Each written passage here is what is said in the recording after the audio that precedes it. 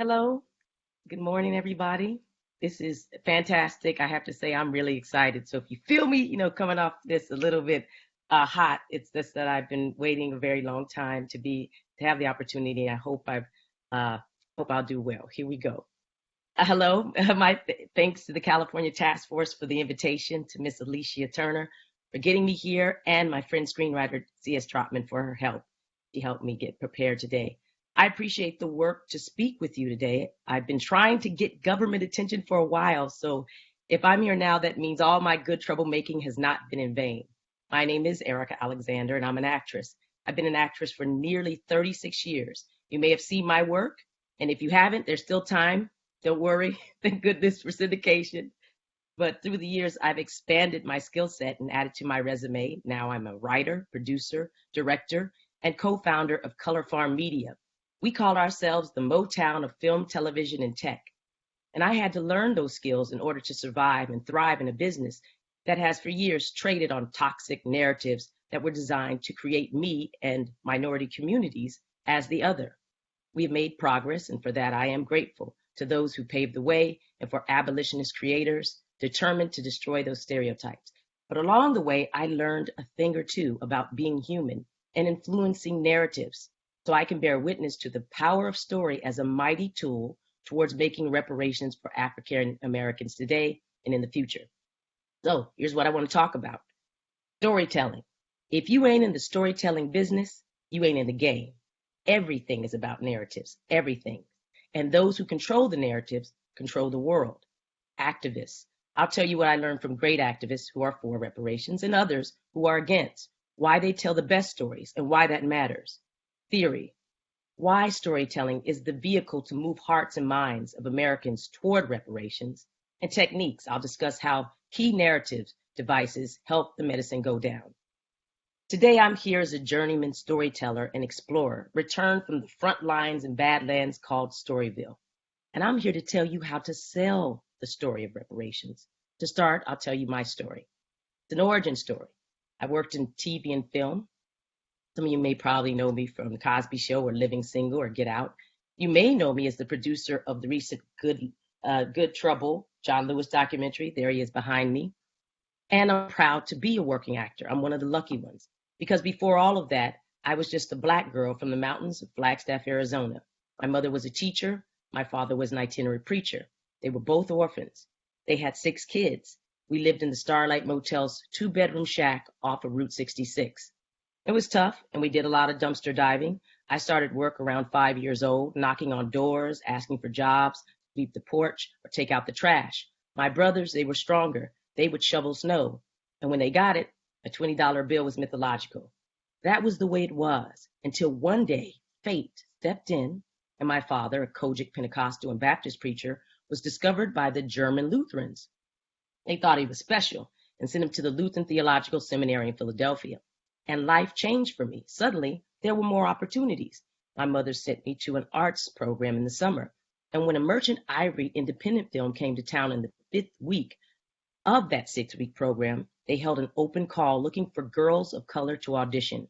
I, along with hundreds of girls from the tri-state area, showed up, hoping for a miracle. When the smoke cleared, a miracle happened. They chose me for the lead. I was discovered there in a basement theater called New Freedom. That first job got me a union SAG card, health care, and a career. I was 14, and I've been trying to make good on being the one that got over ever since. Story. Now that you know mine, I'm no longer a stranger or just a face on a screen. I'm more human. And I believe in reparations for descendants for African Americans as a way to heal a nation that has yet to reform, repair, or apologize for its heinous history. Reparations will need creators and great storytellers to use their powers to lift it above the clouds. Storytelling is the most powerful tool for change in the world. See, most people cannot remember the details beyond the way something makes them feel. Story is the conduit to our mind, but once a seed is planted, it's the quickest way to our heart. My friend and mentor, Reverend William Barber II, is a master storyteller, the gold standard for the power of story and its might to create right. To have this discussion, I'll borrow his signature framework called the Third Reconstruction. In it is a moral, constitutional, and economic call for reparations. Reverend Barber, a MacArthur Genius Fellow, is senior pastor of the Greenleaf Christian Church in Goldsboro, North Carolina. He is also co-chair of the Poor People's Campaign, started by Martin Luther King Jr.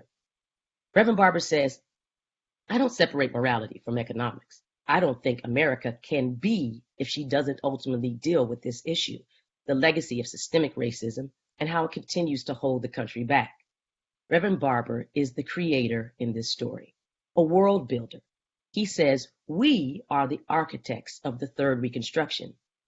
All right, now, just right there, you set up a little straighter in your seat, because with that one phrase, he recreates you as a character with a purpose in a more dynamic world. Our everyday ordinary just became mythological. He believes that you have to have a place to shift imagination, prophetic moral imagination, before you could have the hope of political and public policy implementation. In storytelling terms, he helped me see the arc's history. First Reconstruction after slavery, the second after the assassination of Martin Luther King Jr. Reverend Barber gave me a perspective from slavery's end through civil rights to the turbulent journey we're on today. Now, slavery, its effects and deformities don't feel so far away. With that knowledge, Americans are assured a place inside history. That's what woke is, you consciously making history in your own time. Now, reparations are within our grasp. The challenge is to awaken others into joining this journey. The third Reconstruction is in progress. Barber has the blueprint. He's given us the compass.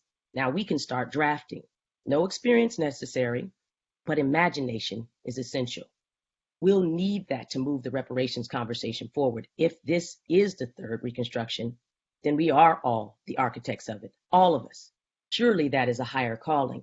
But be forewarned, if it only took reason to make a season, all our days would be 72 and sunny. But this ain't Hollywood. There'll be real Katrinas and other storms to endure. We can succeed, but we'll need to declare that we are responsible for a better tomorrow. Reverend Barber's superpower, and he has many, is shifting that every day to a brighter way. Reverend Barber declared this is the third Reconstruction.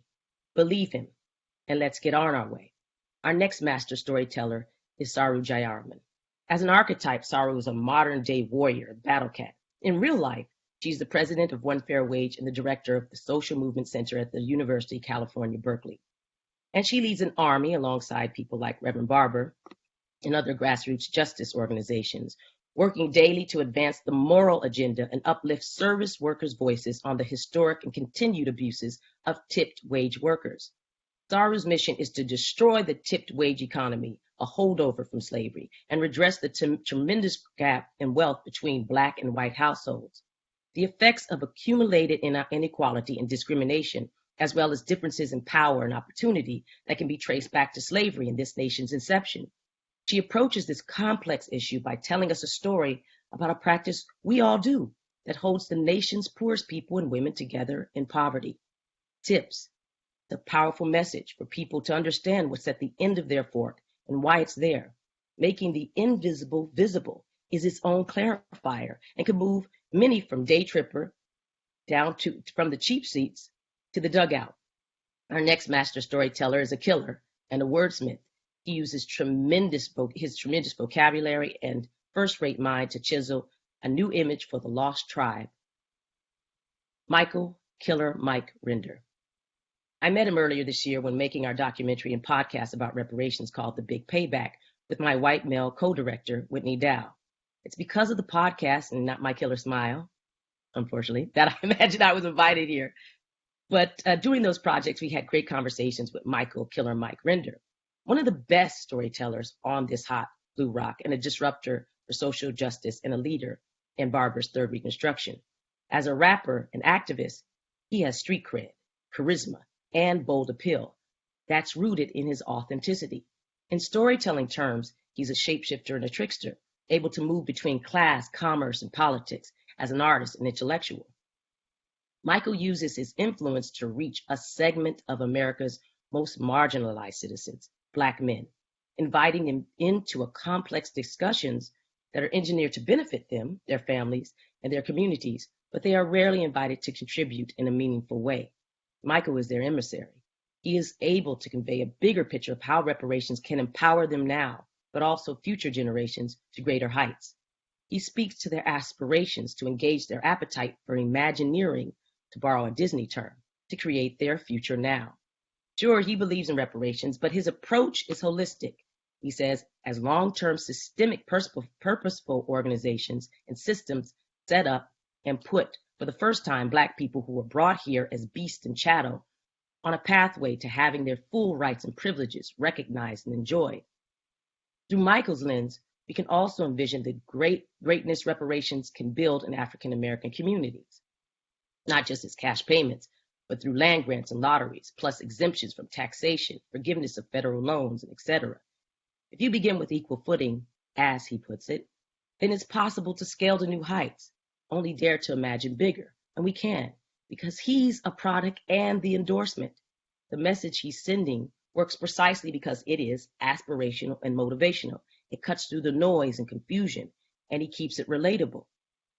There are and were others like him through the years, most notably James Foreman, who crashed a Sunday service at Riverside Church in Morningside Heights on May 4th, 1968, to deliver his Black Manifesto demanding $500 million in reparations from white religious establishments, or, as he said, $15 a nigger. That woke them up that morning on his Straight Talk Express.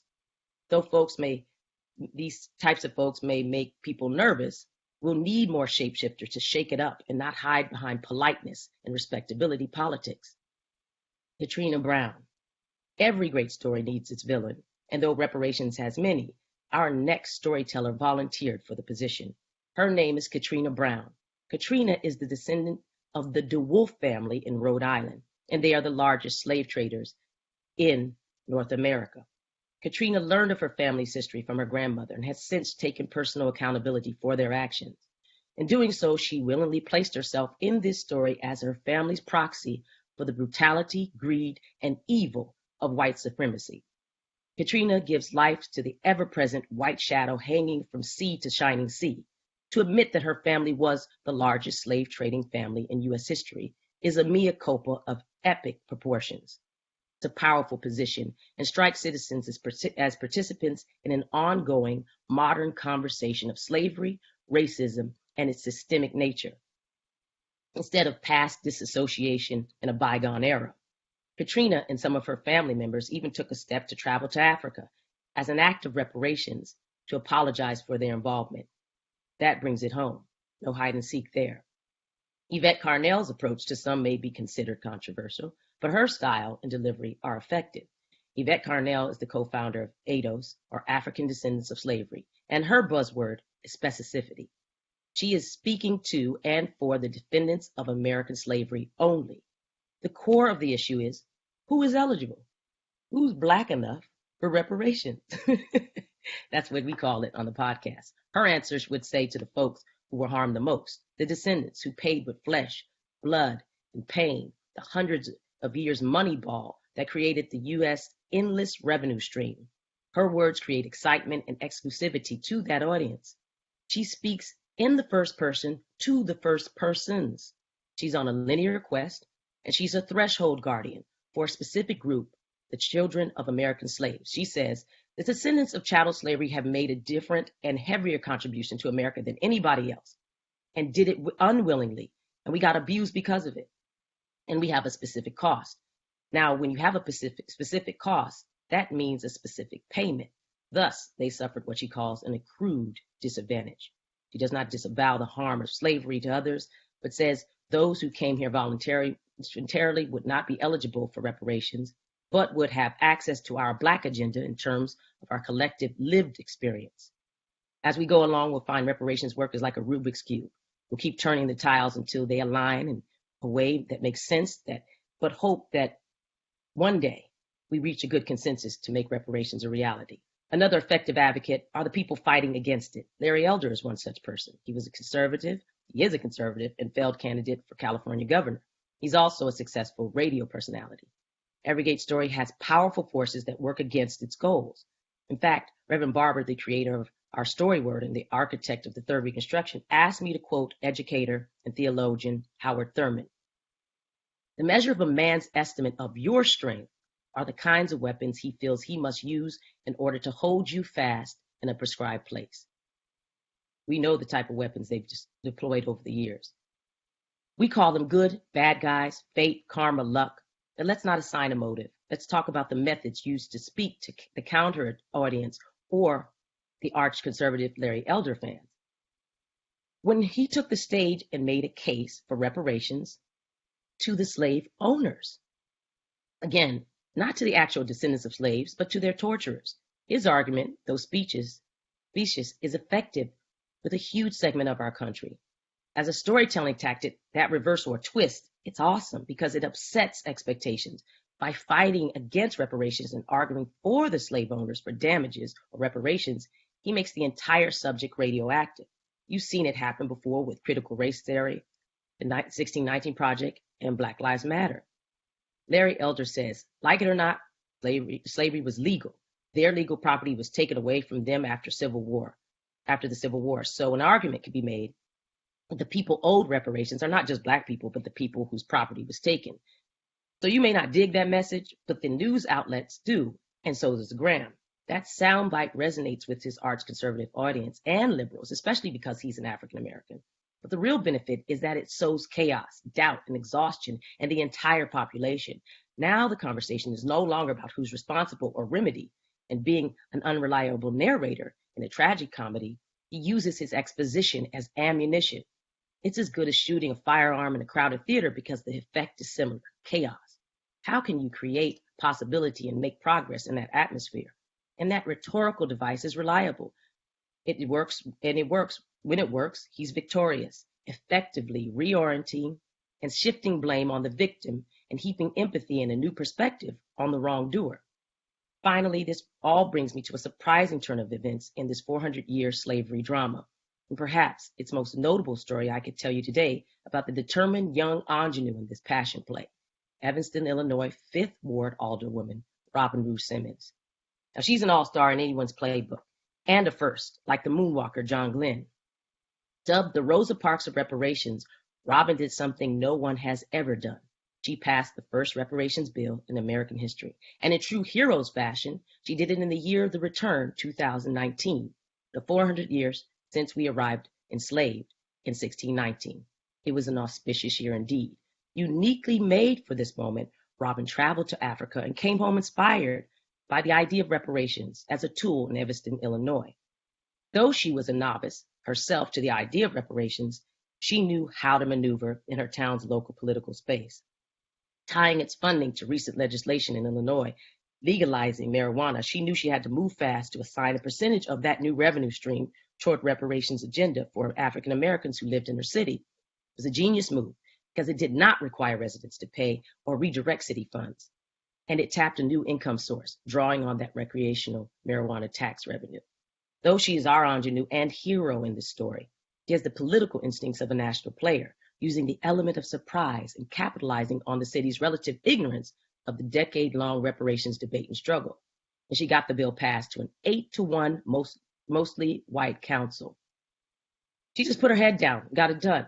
Like any hero, she has personal stakes and understood the dramatic disparity between the properties available to whites versus the lack of access for Black home buyers. And she became determined to help correct that inequity in Evanston. Their big payback is redressing discriminatory housing policies. Like all heroes, she's paying the price for her success. Stress, death threats, anxiety, exhaustion. But she sees its worth because she says this is our nation history, not just Black history, which Evanston, the little town that could, proved when right-thinking white people were moved to action with historic results.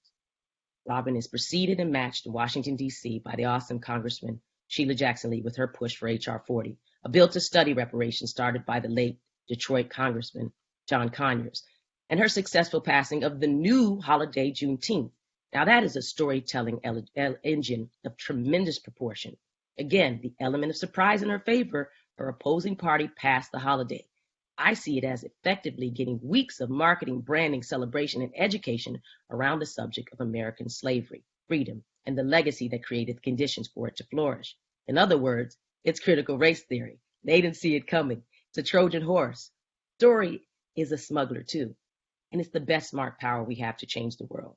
If we tell a better, truer story, we can disrupt the evil story white racists have that tells him that he can murder us in broad daylight with impunity. We can change the narrative and rebrand blackness to recreate us as human. So he will finally get his knee off our neck. One last nod to other interesting archetypes in the reparations fight, including the billionaire Tom Steyer, as well as the pioneers Callie House and Queen Mother Moore. Their stories and their ability to recruit partners and collaborators because of their storytelling ability made a way out of no way. We must see story as the first line of defense and the most effective offense we have to make progress. If we are to make a better world for reparations, we must tell a better story. As part of my personal journey and professional mission, I'll continue to do my part to create the conditions for change in the national reparations conversation for African Americans. Our success here and nationally will have global implications. Good. We end our story with the powerful, unvarnished truth, to quote the economist and professor Julian Malveaux, who was wary of using the term reparations too broadly or too narrowly. In her view, it must encompass awareness as well as compensation for what's been lost or rather taken. She says reparations is about justice denied and justice attained. So let us all seek justice. Thank you.